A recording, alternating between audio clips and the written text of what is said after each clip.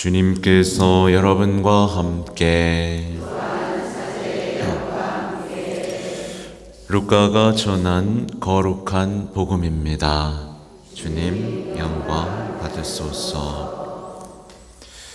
그때 많은 군중이 모이고 또 각 고을에서 온 사람들이 다가오자 예수님께서 그들에게 비유로 말씀하셨다. 씨 뿌리는 사람이 씨를 뿌리러 나갔다.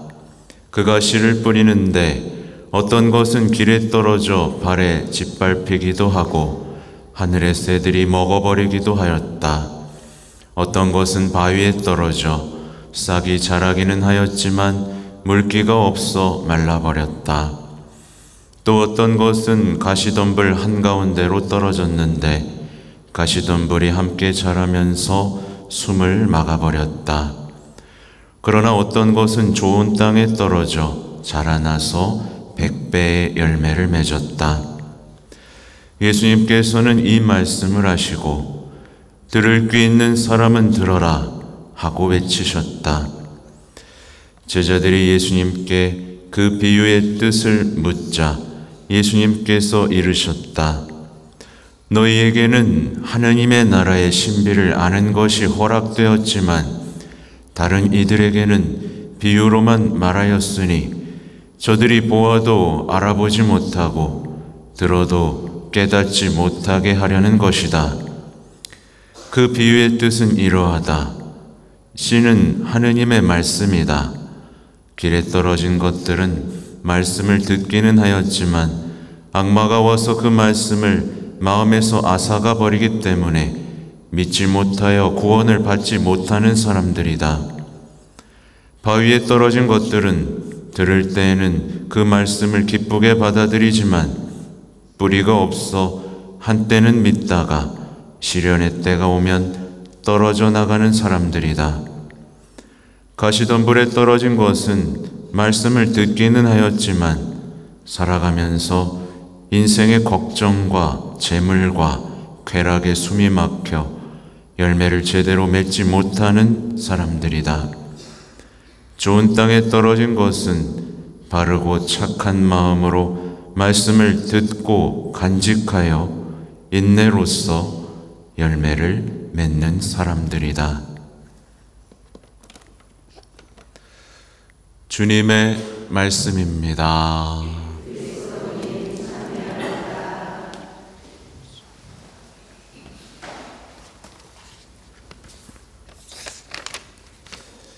전미예수님, 오늘 복음은 정말 익숙한 복음이죠. 네, 이거 모르는 사람은 뭐 간첩이죠. 근데 알면서도 열매를 맺나요? 못 맺나요? 여러분, 말씀 때문에 열매가 맺어지고 있어요? 네? 긴 거예요? 아닌가요? 말씀을 보세요. 바르고 착한 마음으로 말씀을 듣고 간직하고 인내로써 열매를 맺는 사람들. 이 말이 하나도 안 어렵죠? 이 말은 하나도 안 어려워요. 말씀을 듣고 나의 생명으로 간직하면, 그리고 이 말씀에서 벗어나지 않기 위해서 인내하면, 이걸 잃어버리지 않기 위해서 내 생각으로, 세상의 생각으로, 걱정으로 대처하지 않고 이걸 간직하면서 참고 이루어지기를 바라며 말씀대로 살아가는 사람은 반드시 열매를 맺습니다. 그리고 말씀 없이 못 삽니다. 너무 당연하고 마땅한 신앙의 진리죠. 근데 많은 이들에게 말씀이 어려워진 것이 됐고, 좀 어떻게 보면 좀 잘 안 되죠. 열매가 맺어지지 않는 시대, 잎만 무성한 나무들이 많아진 시대가 돼버린 우리 현실을 보며 좋은 땅으로 변화되기 위한 다짐들을 해봐야 되는데요. 하여튼 오늘 써온 강론의 핵심은 그게 아니고 이제 좀 다른 얘기를 할 겁니다. 먼저 얘기하기 전에 이제 오상에 비 오신 분님 얘기를 잠깐 하면, 말 그대로 유명한 게 뭐예요? 오상이었습니다. 예수님의 어떤 상처들을 고스란히 갖고 있으셨죠. 그것만으로도 사람들에게 수없이 이제 추앙을 받았고, 때론 모욕을 당해서 이제 미사를 거행하지 못하도록 금지되는 일까지도 겪으셨고, 또 유명한 게 이제 고해성사였어요. 수많은 사람들이 비 오신 분님께 고해를 보기 위해 줄을 섰고, 위선으로 고해한 이들은 모두 혼쭐이 나고 통회할 수 있는 기회를 얻게 되었습니다. 수많은 기적을 일으키셨죠. 근데 이렇게 가만히 보고 있으면 우리는 신기하다. 우상을 갖고 있었다고?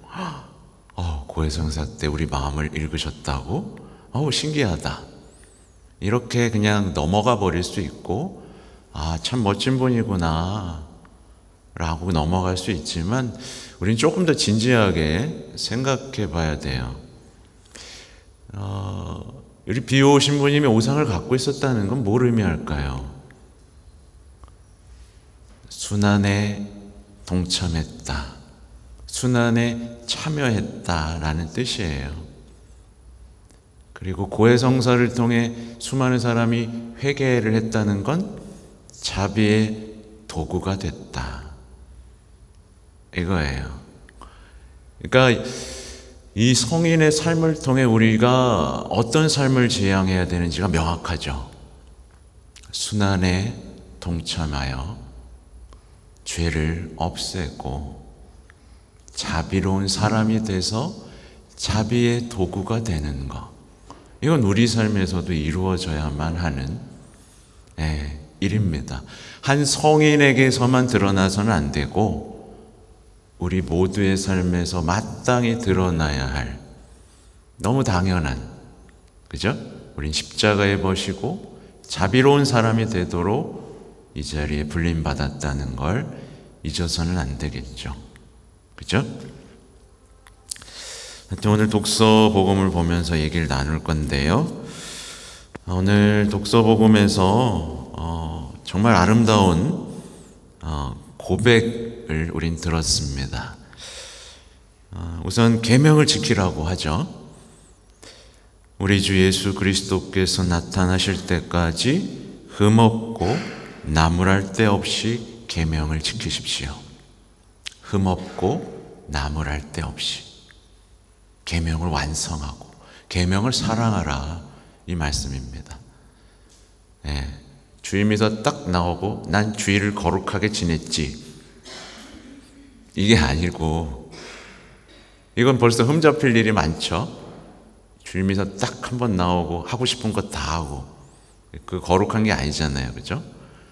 그날을 주님의 날로 완성해 나가는, 계명 하나하나를 보면서 완성해 나가고 싶은 열망으로 뜨겁게 살아가라는 말씀인데요. 뒤에 이루어지는 고백이 사실 우리 고백이 돼야 돼요. 보세요. 제때 그 일을 이루시는 분은, 주님은 미루시는 일이 없습니다. 여러분, 기도하면 언제 이루어져요? 대답이 없어. 즉시, 나중에가 아니에요. 즉시예요.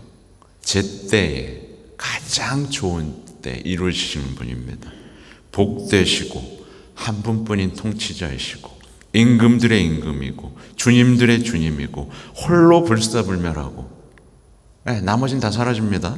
다가갈 수 없는 빛 영광 속에 사시고 어떠한 인간도 뵐 일이 없고 뵐 수도 없는 그분에게만 영예와 영원한 권능이 있다라는 이 고백이에요.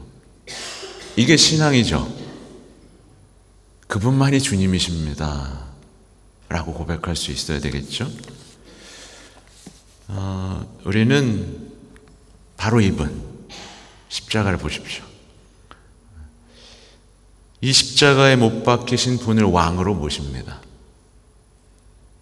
반대하는 분 있으세요? 십자가에 못 박히신 분을 왕으로 모십니다. 영원히 살아계시며 다스리신다고 믿습니다. 이 모습으로 십자가 위에 계시지만 아무 말도 안 하고 계시지만 다 이루셨다는 걸 우리는 믿습니다. 제때에 모든 것을 질서정연하게 다스리심을 믿습니다. 오직 사랑으로 드러나시고 십자가로 승리하시는 분이라는 걸 믿습니다. 믿죠? 십자가 없이는 아무것도 아닙니다. 구유에 누워있는 아기 예수님을 보면서도 우리는 그 아기 예수님이 그 약함으로, 연약함으로 이 세상을 다스리신다는 것을 믿습니다. 감동합니다. 살아계신 빵의 모습으로 우리를 다스리시고 낫게 하신다는 걸 믿습니다. 그리스도인들은 일반 사람들에게는 감추어져 있죠. 그 하늘나라의 신비를 알고 묵상하고 살아가는 사람들이에요.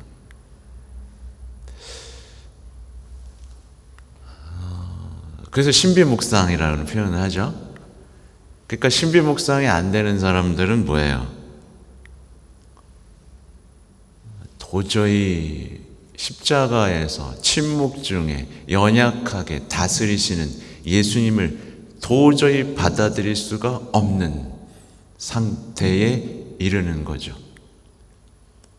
그러니까 힘을 찾고, 그죠? 원수를 심판하는 어떤 강력한 메시아만을 기다리니 신비 묵상이 안 되는 거거든요. 오늘 복음에서 이제 씨 뿌리는 사람의 비유, 이 장면이 있어요. 너희에게는 하느님 나라의 신비를 아는 것이 허락되었지만, 여러분 알아요, 몰라요? 알아요? 하느님 나라의 신비 알아요, 몰라요? 알아요? 네. 복음에 하느님 나라의 신비 얼마나 많이 나오는지 아시죠? 이거 다 이해해요, 못해요?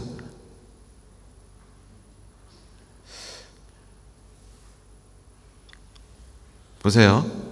너희에게는 하느님 나라의 신비를 아는 것이 허락되었지만 다른 이들에게는 비유로만 말하였으니 저들이 보아도 알아보지 못하고 들어도 깨닫지 못하게 하려는 것이다.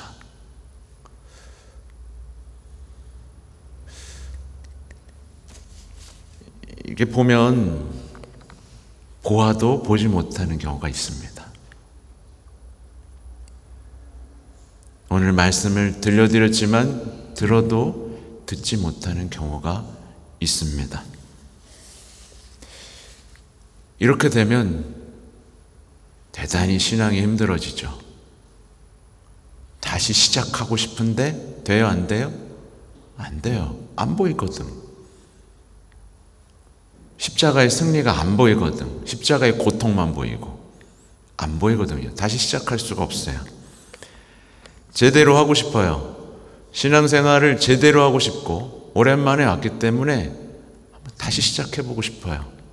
근데 보아도 보지 못하고 들어도 듣지 못하니 감이 잡혀요, 안 잡혀요? 안 잡혀요. 막막해요. 그러니까 좋다는 데만 따라다니는 거예요.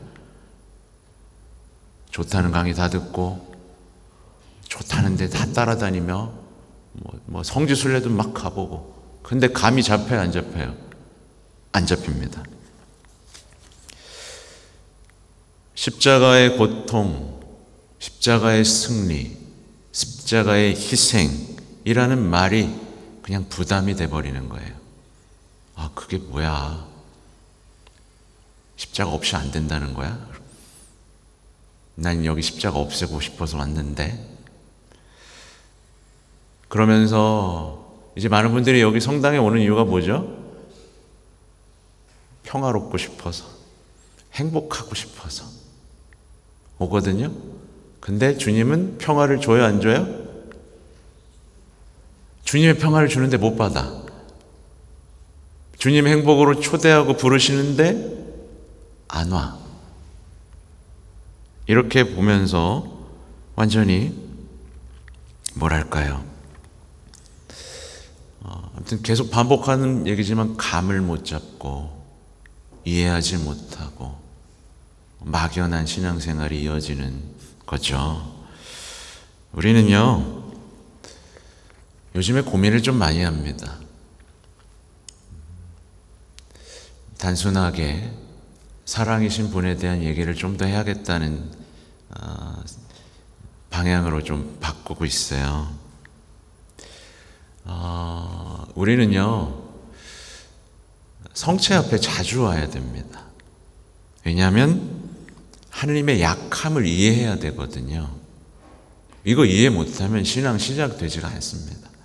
하느님 약해요.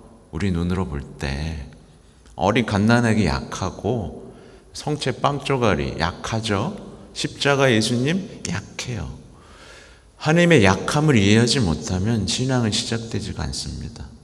근데 그 약함을 이해하는 가장 좋은 방법은 성체 앞으로 나와 무릎을 꿇는 겁니다. 그리고 여러분, 말씀을요, 어떤 의도를 가지고 보면 안 됩니다. 뭔가 얻어내기 위해서, 이해하기 위해서 말씀에 접근하면 안 됩니다. 그러면 말씀이 소용없는 것이 되어버려요. 그러니까 나의 바람들, 어떤 의도들을 다 내려놓고 주님 곁으로 가야 되는 거예요.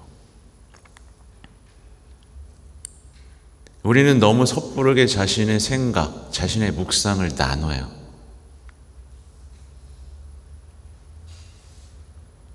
말씀이 뿌리를 내리기도 전에 차라리 침묵하고 기도하는 게 낫습니다. 잘 생각해 보세요. 제가 어떤 의도를 가지고 여러분에게 다가가면 여러분이 기분이 좋아요, 안 좋아요? 누군가 나를 이용하거나 누군가 나를 자기를 위해서 쓰려고 하면 여러분 기분 좋아요, 안 좋아요? 안 좋죠. 근데 여러분, 그러니까 많은 사람들이 말씀에게 그렇게 다가가고 하나님께도 그렇게 다가갑니다. 그죠? 하나님은 사랑하시기 위해 우리 인간으로 다가오셔서 우리 곁에 계시는데 우리는 그렇게 곁에 있지를 못하는 거예요. 그러니까 만나질 못해. 사랑도 못해. 이해도 못해. 그래서 말씀을 공부하거나 강론을 들을 때 사람들은 이런 말을 해요. 아, 이 말씀은 이런 뜻이구나. 근데 이런 뜻이구나 해서 삶이 바뀌어요? 안 바뀌어. 아, 예수님은 이런 걸 원하시는구나. 그걸 알았어요. 그럼 삶이 바뀌어요? 아, 이 말씀 진짜 멋있다. 적어놔야지. 이러면 삶이 바뀌어요? 언제 삶이 바뀌죠? 만나야 바뀌어요. 만나야. 계속 강조드리는 거지만 그리스도교는 깨달음의 종교가 아니에요. 수행의 종교가 아니라 만남. 그분과 만나는 거예요. 그래서 만나야 변화가 됩니다. 그래서 성경을 읽을 땐 성경이 우리를 읽도록 읽어야 돼요.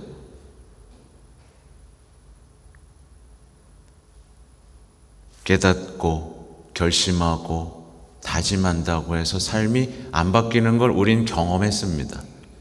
안 된다는 거 이제 알잖아요. 그게 아니라 그분을 만나고 그분 곁에 있는, 그분을 두려워하지 않고 그분 곁에 있는 것을 영광스럽게 생각할 수 있을 때 우리는 바뀝니다. 우리는 왜 이 만남이 지금 이루어지지 않고 있는지, 왜 마음이 닫혀 있는지를 볼 수 있어야 돼요. 그래서 좀 덜 하려고 합니다. 이해시키려고, 뜻을 풀이해 주려고 하는 걸 좀 덜 하려고 생각하고 있어요.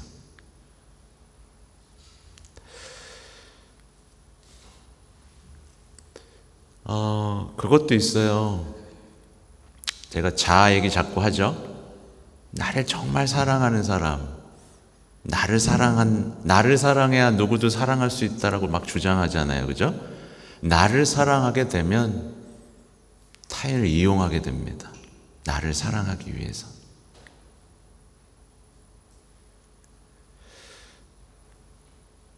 나를 사랑하기 위해서 결혼하는 거예요. 사실은 요즘 사람들이 나를 더 사랑해 주기 위해서, 나를 더 사랑해 줄 사람을 이용하기 위해서 돈 벌어다 주고 밥 대신 해주고, 이렇게 나에 대한 사랑을 키워가면 하나님도 이용할 수밖에 없어요. 하나님을 내 삶에 이용하는 거예요. 신앙을 이용하고 종교를 이용하고. 그러니까 만날 수가 없는 거죠. 내 곁에 있는 사람도 못 만나요. 여러분, 같이 사는 사람 진짜 만났어요? 자녀와 만났습니까? 만난 사람 있습니까?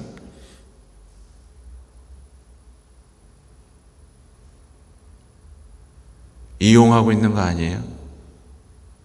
적당히 그냥 의지하고 있는 거 아니에요? 만났습니까? 정말? 이걸 돌아보면 우리가 왜 주님을 만나지 못하는지가 보여요.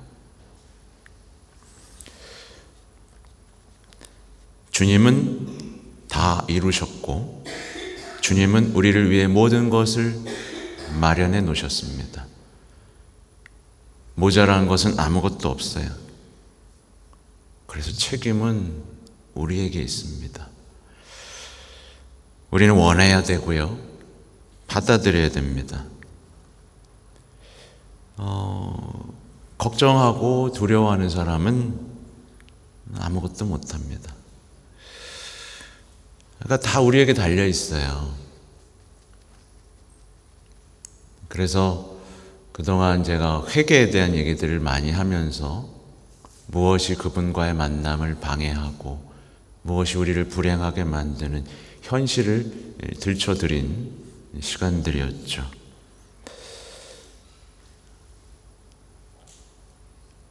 이 비오 신부님이 이런 말씀을 하셨어요. 읽어드릴게요.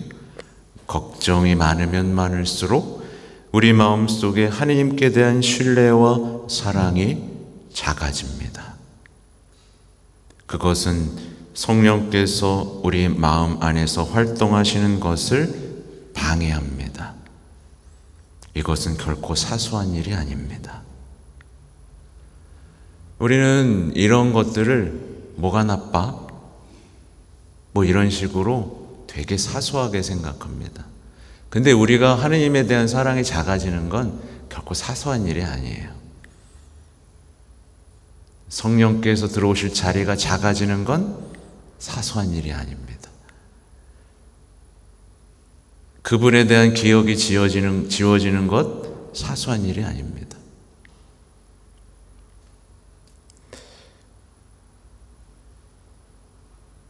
만나야 변화된다. 그분과 진실하게 만날 수 있는 여러분이 되시길 바랍니다. 아멘.